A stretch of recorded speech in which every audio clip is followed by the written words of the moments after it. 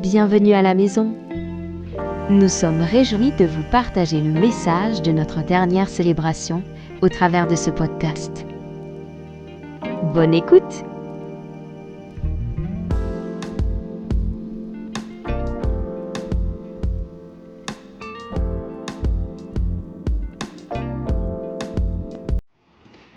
Avec l'église de la maison, c'est qu'on parle d'être des pierres vivantes. Il y a ce verset dans 1 Pierre au chapitre 2, les versets 4 et 5 en fait, qui nous parlent de Jésus qui est une pierre vivante et que nous aussi on est appelés à être des pierres vivantes pour construire, pour la construction du temple spirituel parce qu'on est appelés à être un groupe de prêtres. Voilà, il y aurait beaucoup de choses à dire là-dessus. Je voulais juste le poser comme ça. Aujourd'hui, je voudrais parler de la vie. Qu'est-ce que c'est la vie ? Comment on peut être une pierre vivante ? Déjà, être une pierre vivante, c'est un peu un concept qui ne veut rien dire. Mais en fait, pour moi, c'est tellement de ce genre de vie-là que je voudrais parler. Une vie qui est tellement vie que même les pierres sont vivantes. Jésus a dit « Je suis le chemin, la vérité et la vie ». En fait, il est une puissance de vie tellement puissante qu'il est carrément la résurrection. C'est quand même pas juste la vie. En fait, il y a aussi carrément un verset qui dit « Je suis venu pour que les hommes ou les humains aient la vie et l'aient en abondance ». Et ce mot-là, dans ce verset-là, la vie, c'est le mot Zoé, qui veut dire la vitalité qui anime toute âme. La plénitude absolue de vie, une vie réelle, véritable, active, vigoureuse, vouée à Dieu, bénie et en abondance. Donc quand Jésus dit qu'il est la vie, il n'est pas la vie, il est la vie. Il est la vie plus. Ça va ? Ça vous vivifie un peu ou c'est un peu la vie plus moins ? Bon, en fait, si on est honnête, nos vies à nous, les humains, si justement il a besoin d'insuffler la vie plus, c'est qu'on est un peu la vie plus, moins, moins. Il n'y a que moi ? Vous me faites peur, hein ? Ok. On est des vivants un tout petit peu morts. Et en fait, je voudrais vous parler de comment Jésus veut qu'on soit des vivants complètement vivants. Et pas seulement qu'il veut que, mais qu'il permet que. Qu'il nous donne les outils pour. Alors ce matin, je vais demander à chacun d'entre vous de penser à sa propre vie. Si Dieu te parle de quelqu'un d'autre, demande-lui de t'aider à te recentrer pour penser à ta vie. Parce qu'on peut être beaucoup plus efficace en tant que chrétien, en tant que pierre vivante, en tant que porteur de vie, si on est vraiment nous-mêmes visités par cette vie. On peut porter tellement plus de fruits si on a laissé d'abord Dieu visiter notre vie personnelle. Et c'est pas toujours facile, parce que des fois ça pique un peu, des fois ça frotte un peu, et des fois ça fait peur. Mais ce matin, on est en sécurité ensemble, en plus on n'est même pas nombreux, et il n'y a que moi qui vous regarde. Hein. D'accord ? Bon, et Jésus, mais ça va, il n'est pas méchant. Donc que chacun s'autorise à regarder sa propre vie, à écouter sa propre histoire, son propre cœur, pendant que je vais vous parler ce matin.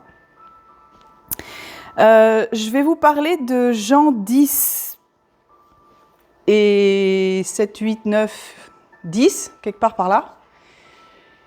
Jésus est en train de parler d'une histoire de brebis qui sont dans la bergerie. Et il dit qu'il est la porte et que donc il est la sécurité. Il dit qu'il est le gardien de la bergerie. Okay, donc déjà, Jésus est la sécurité. Donc quand on regarde les choses difficiles, c'est plus facile, on est en sécurité, Jésus est là.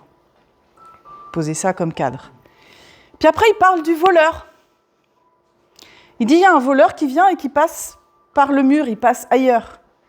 Il enjambe le mur, il se débrouille, il trouve un autre chemin et il vole. Et Jean 10,10 dit exactement ceci. Le voleur vient uniquement pour tuer, détruire et voler. Mais moi,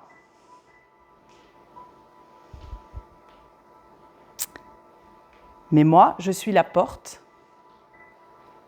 et je suis venu pour que les hommes aient la vie et qu'ils l'aient en abondance. La vie Zoé, la vie vitalité, une vie réelle, une vie pleine de vitalité, une vie véritable, active, vigoureuse. Alors comment on fait ?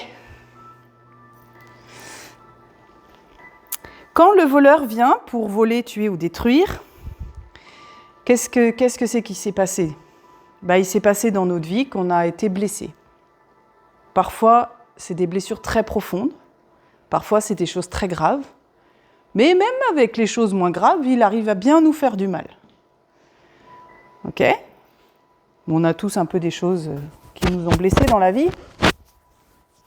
Ça engendre quoi ? Ça engendre une perte de confiance en soi et ou en l'autre, une perte de dignité, une perte de repères, on devient l'ombre de soi-même, une perte d'identité. Ça engendre un vide, un manque de reconnaissance, un sentiment de toujours manquer de finances, un manque, toutes sortes de manques. La confusion, parce que les repères sont plus là, donc forcément, la confusion. Ça peut engendrer un sentiment de terreur constant, un besoin de contrôle, un besoin d'avoir, un besoin de paraître. Souvent, ça engendre vraiment cette question, qui suis-je ?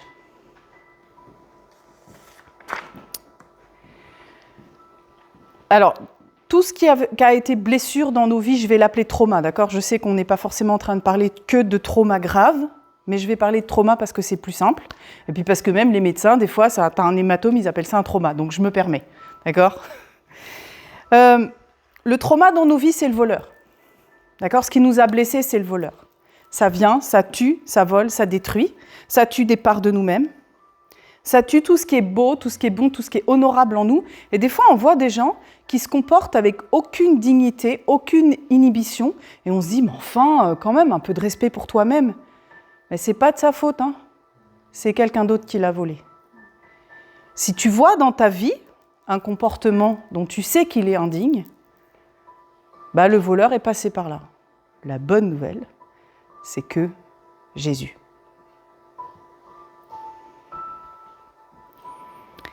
À cause du voleur qui vient piller, qui vient mettre à nu, qui vient toucher nos entrailles, c'est là que ça se passe. On peut rester des enfants blessés, vulnérables, manipulables, des vraies bonnes proies, mais Jésus.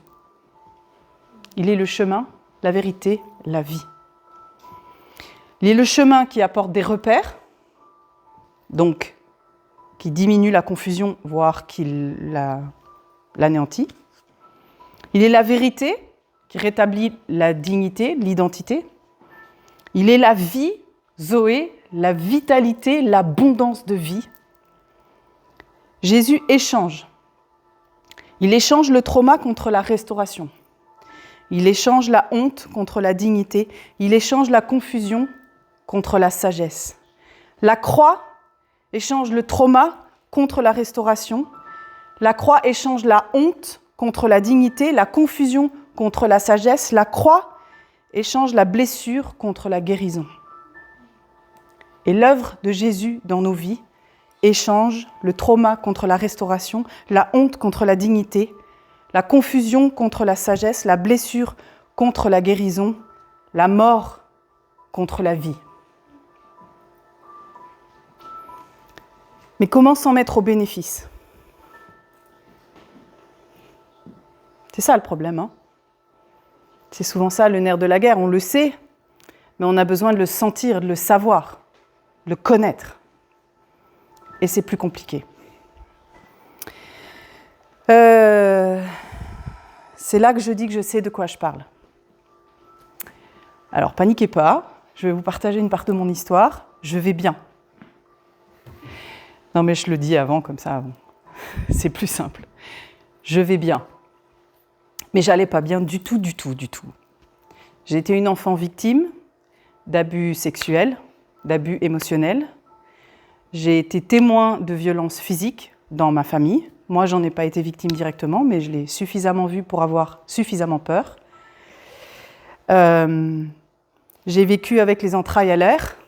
J'ai vécu avec la terreur, avec la honte, avec une âme qu'elle est tellement blessée qu'elle ne peut pas respirer, ou alors elle respire l'air des autres, extrêmement toxique, pour soi et pour les autres.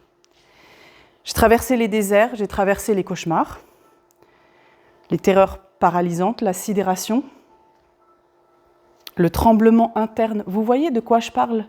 Le moment où tu sais que tu continues de te tenir debout, mais qu'à l'intérieur de toi, tu t'écroules. J'ai traversé ces choses-là.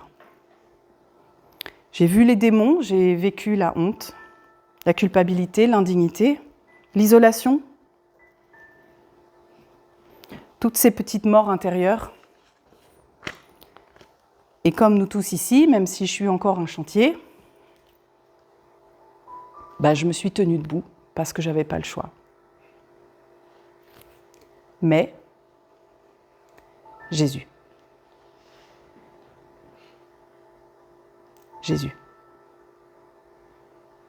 Et dans tes tremblements, dans ta honte, dans les ouragans intérieurs, la terreur qui nous vole nos mots, qui nous vole tout ce qu'on est, cette terreur assourdissante,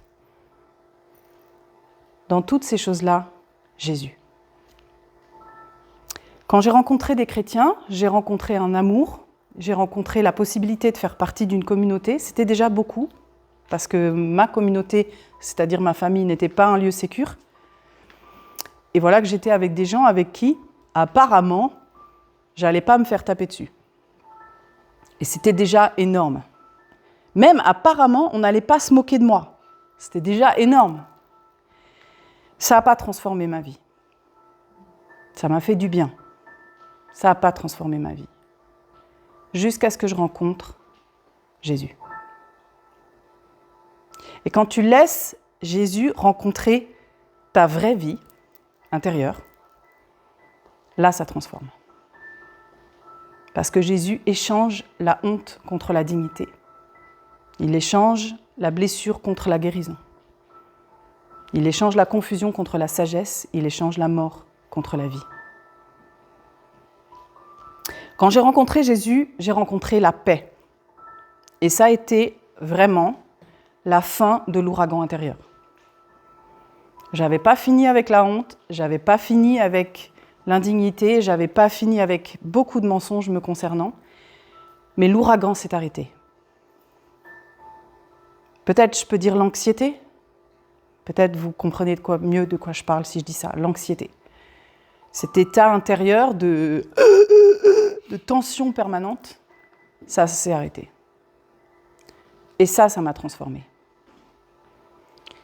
Parce que du coup, de mes entrailles à l'air, je passe sur des entrailles pensées, cachées. Je passe sur un état de honte caché. C'est comme quand on ouvre le rideau quand tu es dans la douche, tu es nu, tu n'es pas bien, tu te sens indigne, mais quelqu'un te passe une serviette. Alors, tu es toujours là, pas vraiment vêtu devant tout le monde, mais au moins tu es couvert. Et c'est mieux. Et du coup, tu oses sortir de la douche pour changer la situation.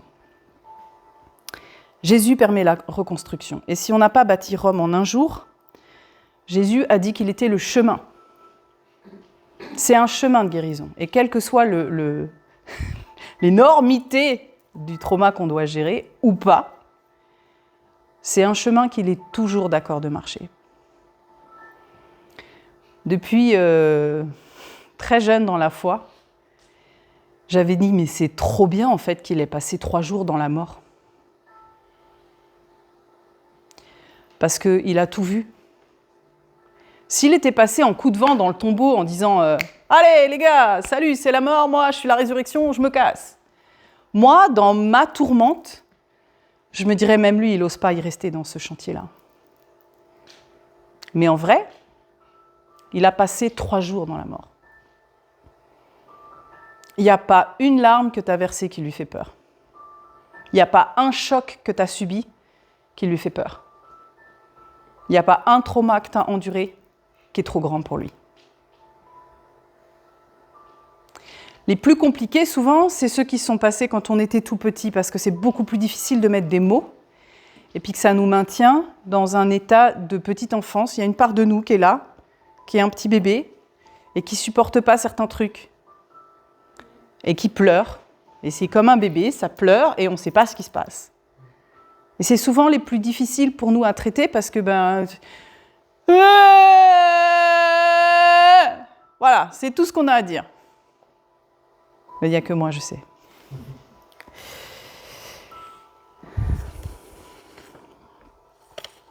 Jésus n'est pas un violeur, il n'est pas un voleur. Justement, il dit qu'il est la porte. Il est la sécurité. Et comme il est la porte, on n'est pas obligé de passer la porte tout le temps. C'est même pas un rideau que le vent va soulever, c'est une porte.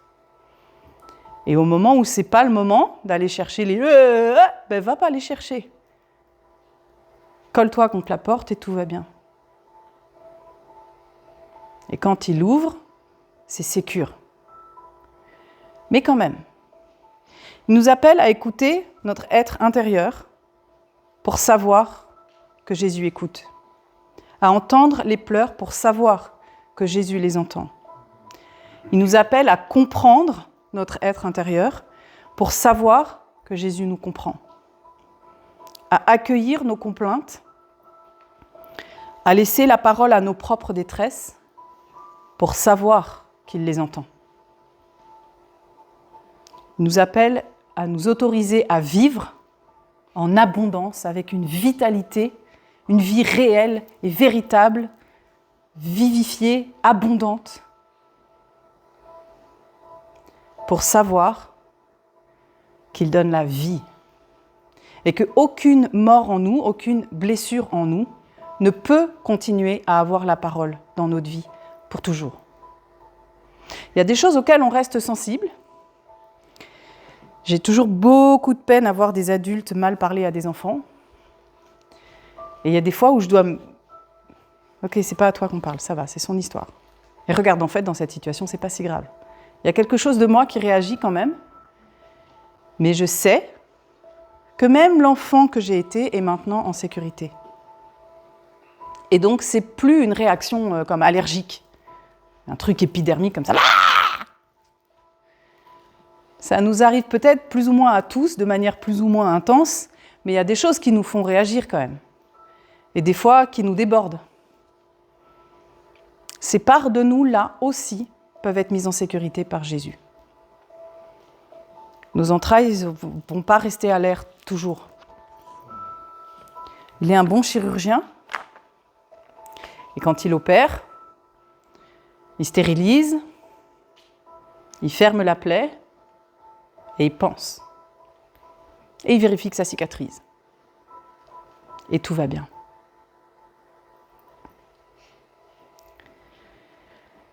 Alors mon invitation ce matin, c'est à lui présenter, littéralement lui présenter, nos tremblements intérieurs. Oser lui dire « Jésus, là ça va pas, mais c'est moi quand même, mais j'ai peur. » Ou bien Jésus, regarde, c'est moi quand j'avais 8 ans, c'est moi quand j'avais 5 ans, c'est moi quand j'avais 2 ans, regarde.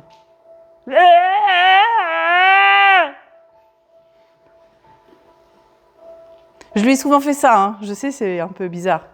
Mais je lui ai souvent fait ça, caché sous mon lit, sous ma couette. Mais dis-le lui à lui, parce qu'il entend. Parce qu'il était là la première fois qu'il est sorti ce cri, et qu'il sait exactement ce qui est en train de se passer. Et on n'est pas tous des grands traumatisés de la petite enfance, heureusement, mais on s'est tous pris des baffes dans la tête. Donc on sait tous de quoi je suis en train de parler.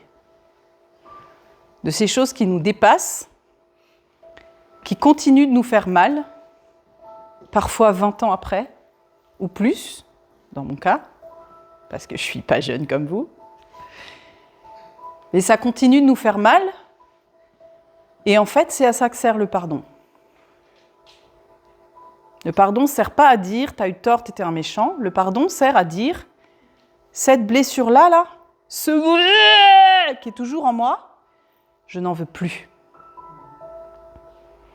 Et aujourd'hui, je choisis de libérer le pardon sur cette personne parce que maintenant, c'est Dieu qui va gérer sa vengeance.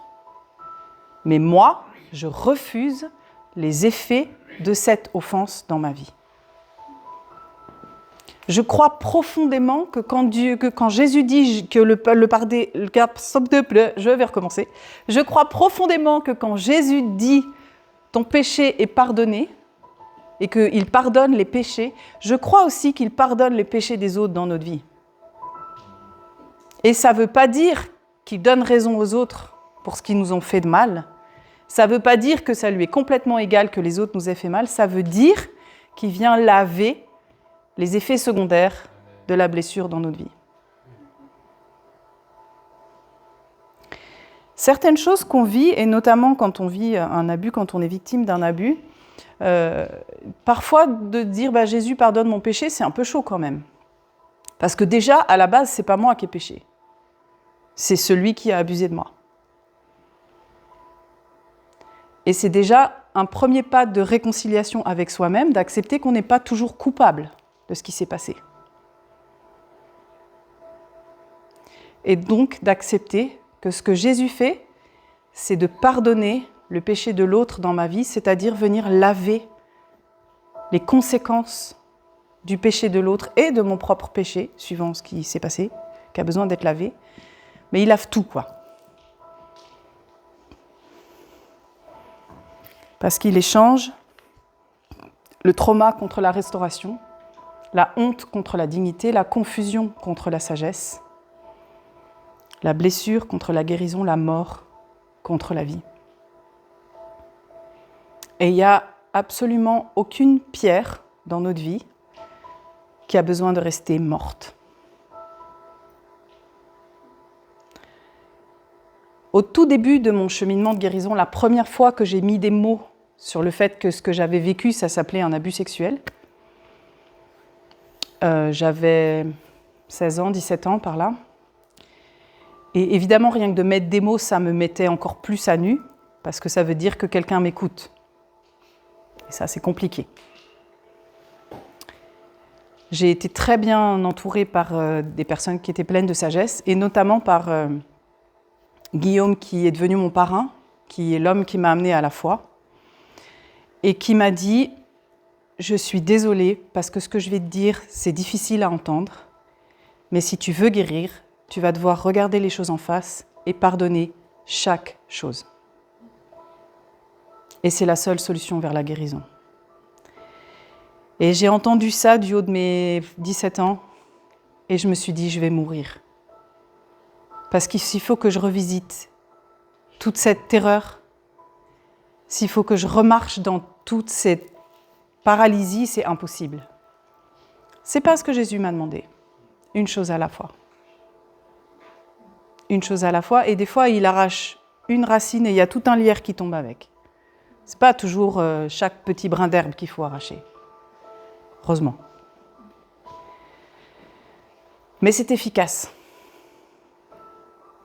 Et aujourd'hui, je ne me tiendrai certainement pas devant vous. D'abord, je ne sais même pas si je serai encore vivante. Mais je ne me tiendrai certainement pas devant vous si tout ce chemin-là n'avait pas été fait.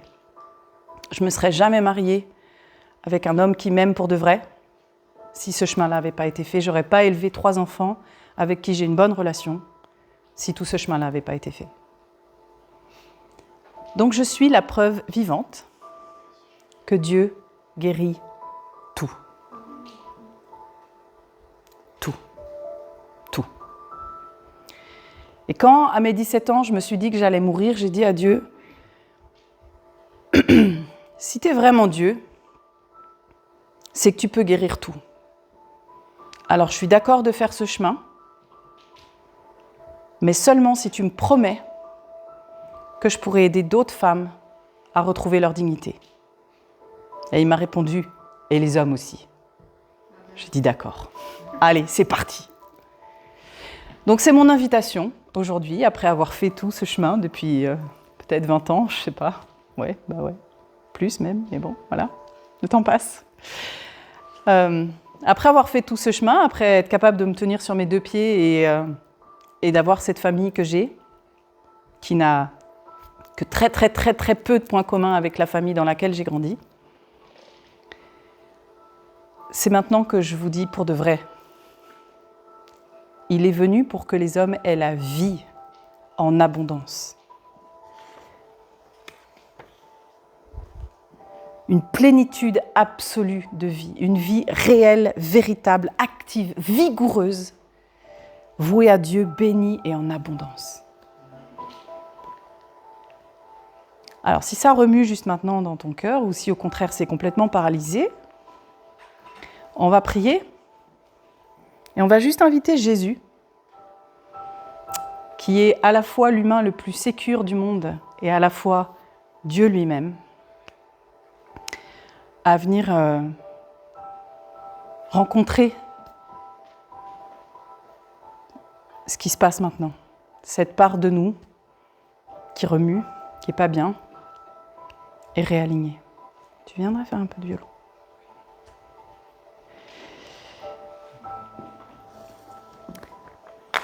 Jésus, merci parce que tu donnes une vie, puissance de résurrection.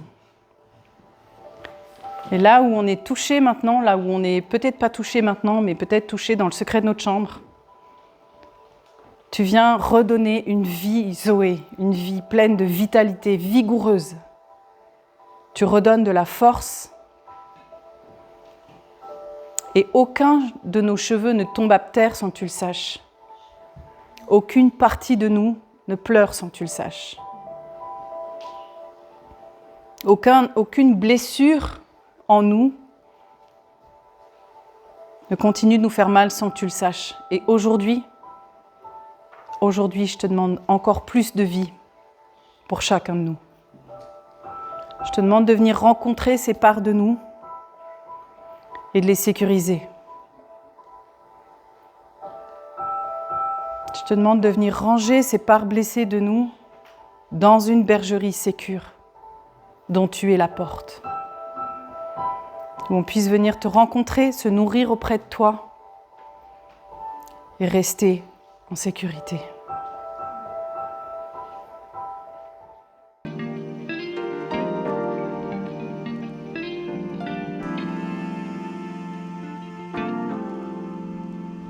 Merci de nous avoir écoutés. Nous prions que ce message porte du fruit pour vos vies et que l'Esprit de Dieu vous remplisse.